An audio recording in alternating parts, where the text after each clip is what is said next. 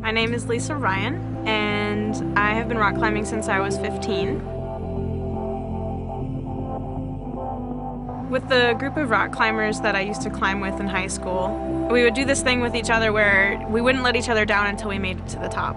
So while we would be on the wall, we'd get to this point where we thought we couldn't do it anymore, and we'd say, let me down, I don't want to keep going, but my friends would always say, no, I'm not letting you down until you get to the top, and they would just encourage me to keep going, and I would do the same for them.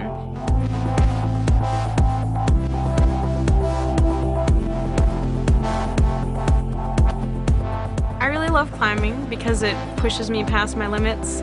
Sometimes don't think I challenge myself enough in life, and climbing is a challenge for me. I knew this group of people in high school that they would really live for the next climb. They would work these jobs, make enough money to go climb the next big thing.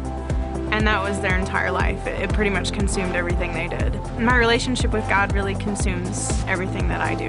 So when I rock climb, it's not really about rock climbing, it's about me and my relationship with God. If it's all about rock climbing, at the end of the day, the wall is done and you go home.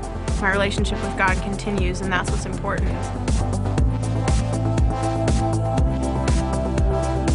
Rock climbing, even though it is inherently dangerous, it is relatively safe because you're hooked in, you've got a rope, and you've got that person holding the rope at the bottom. That is part of the reason that I push forward, and even if I feel like I'm gonna slip and it's scary, I know it's not gonna be the end, and I'll keep moving forward because that rope is gonna hold. All of the times that I feel like God has asked me to do something that I feel is out of my comfort zone or scary, what brings me comfort there is knowing that God is going to catch me. And God is kind of like my belayer. He is always holding my ropes, and even if what He's asking me to do makes me reach farther than I think I can, and there's a risk of failing, I know that even if I fail or even if I fall, that He's always going to catch me, and we're always going to be able to continue to move forward because He's there holding the rope.